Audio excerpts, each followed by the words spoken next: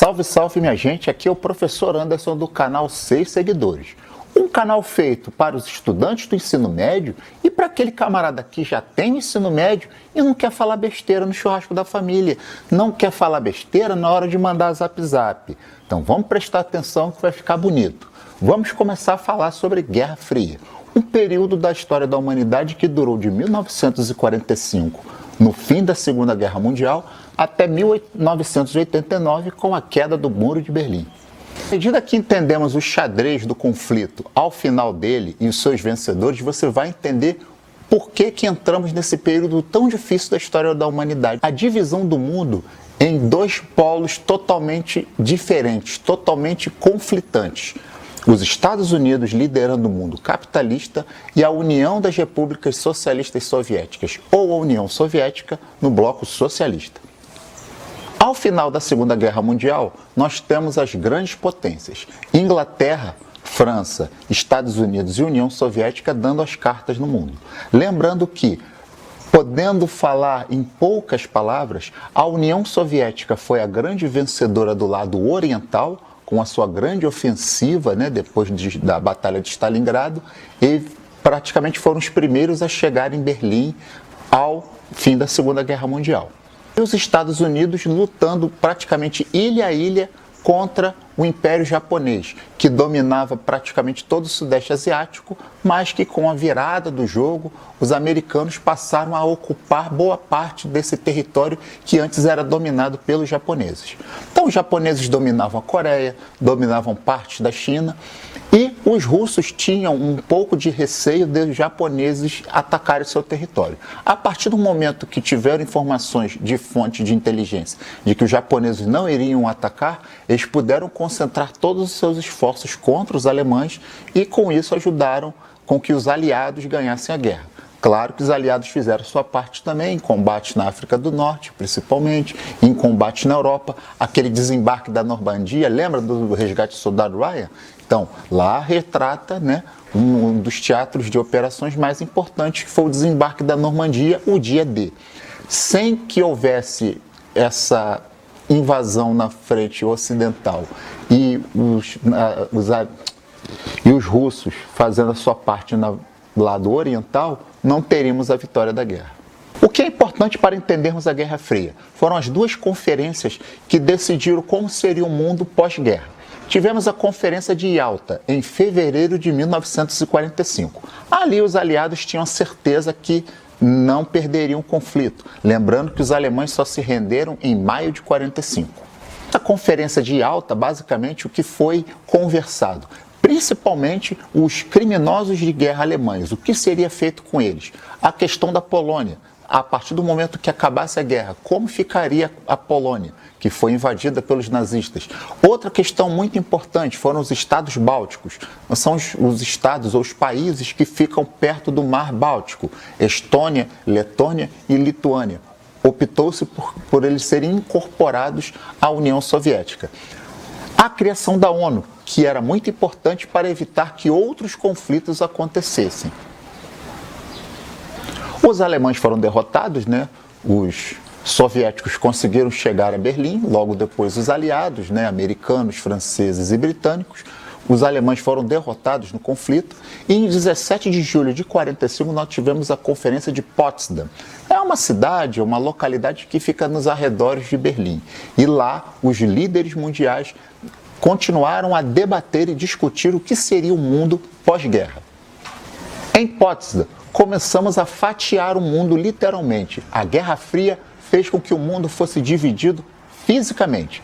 Nós tivemos a divisão de Berlim entre duas zonas. Uma zona liderada pelos países capitalistas, Inglaterra, França e Estados Unidos, e uma zona liderada pelos soviéticos. Na verdade, você pegou Berlim e fatiou em 4, quando na verdade era em 2. Você tinha um bloco que era ligado aos países capitalistas e uma parte ligada aos países socialistas. Lembrando que Berlim fica dentro da Alemanha, agora dita Alemanha Oriental, que era a Alemanha que foi destinada aos soviéticos. Além disso, nós tivemos a divisão da própria Alemanha, em Alemanha Oriental, ou República Democrática da Alemanha, e Alemanha Ocidental, que seria a República Federal da Alemanha. Outra divisão isso já no Extremo Oriente, a divisão das Coreias. Seria a República Popular da Coreia, ou Coreia do Norte, e Coreia do Sul. Então vocês observem que a Conferência de Potsdam, na verdade, fez o que infelizmente começou a acontecer. Um mundo literalmente dividido em duas partes. Uma parte socialista e a outra parte capitalista. O que os americanos e os soviéticos lutavam à época? Pela liderança, pela hegemonia do mundo, na questão política, econômica, ideológica, cultural e militar. Vamos falar um pouquinho dessa questão militar para ficar bem claro? Os soviéticos tiveram grande apoio dos ocidentais para poder sustentar o conflito da Segunda Guerra na frente oriental. Receberam muitas alimentações, muito equipamento militar para poder resistir à questão nazista. E é claro que os próprios soviéticos se organizaram, montaram fábricas, conseguiram construir blindados, aviões e conseguiram derrotar os alemães. Os aliados, por sua vez, principalmente os Estados Unidos, tiveram a sua indústria intacta. Na verdade, ela foi desenvolvida, foi voltada para ganhar o conflito. No entanto, a economia europeia, a indústria europeia estava totalmente arrasada, mas a força militar americana se tornou muito importante, com o lançamento de muitos navios, principalmente, de aviões e de tanques. Então você tem Estados Unidos e União Soviética com altas capacidades militares em termos de armamentos, em termos de tanques e de navios, e começaram a rivalizar para ver qual era o país que tinha o maior poderio militar. Só que você tem um fator que é primordial para falar na questão militar: as armas nucleares. Se não entendermos a questão das armas nucleares, fica muito difícil entendermos o que aconteceu durante a Guerra Fria. E aí nós tivemos o fim do conflito na Alemanha. No entanto, os japoneses continuaram firmes na tentativa de reverter uma derrota na guerra, inclusive mantiveram o conflito.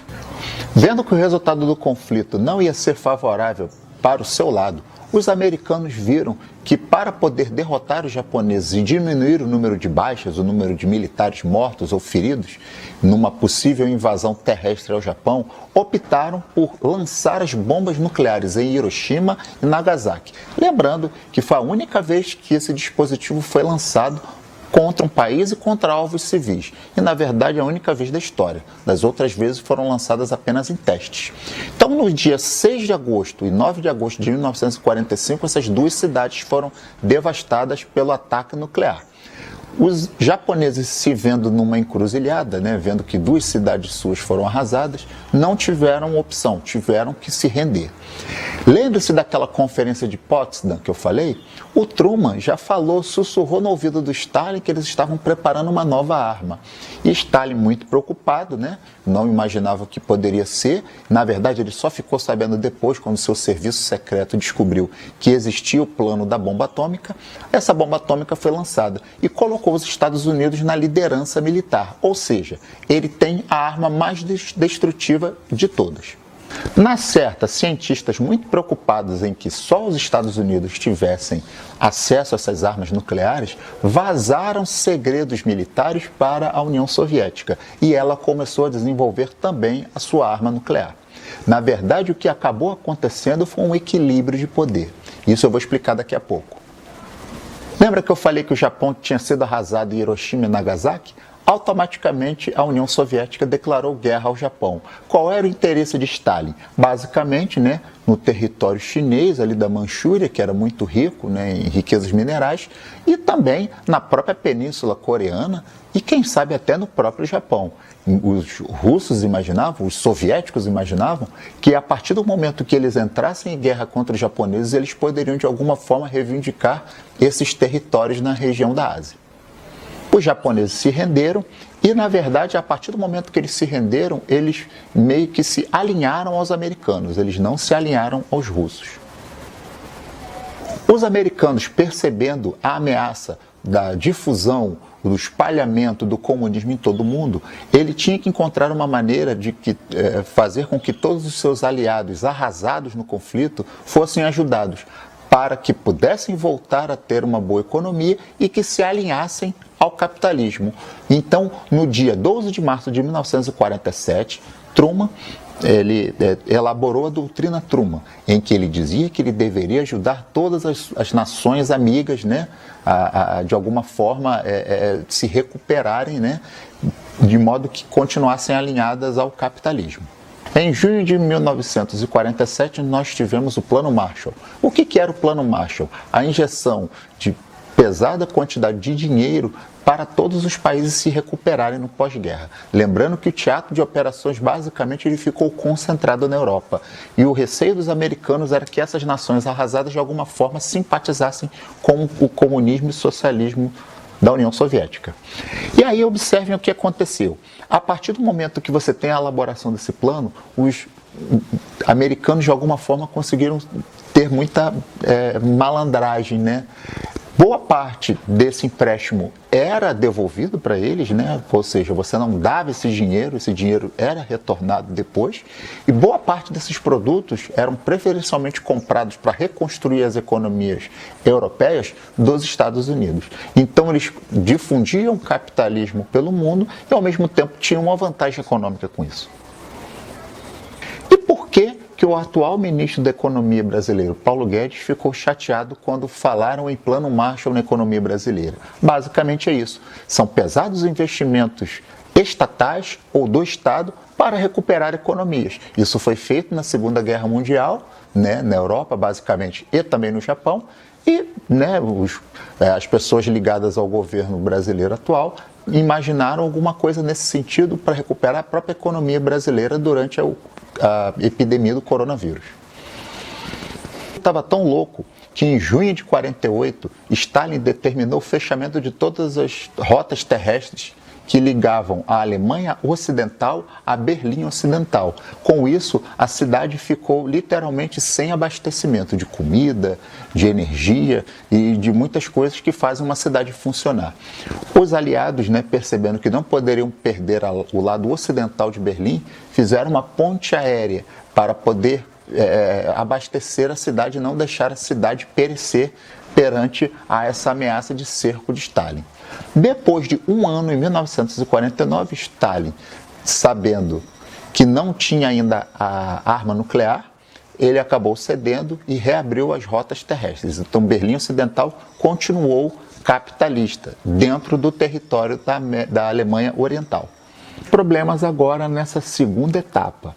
A União Soviética, em 29 de agosto de 1949, testa a sua arma nuclear e passa a ter o equilíbrio do poder. Os americanos tinham a bomba atômica e a União Soviética passou a ter também.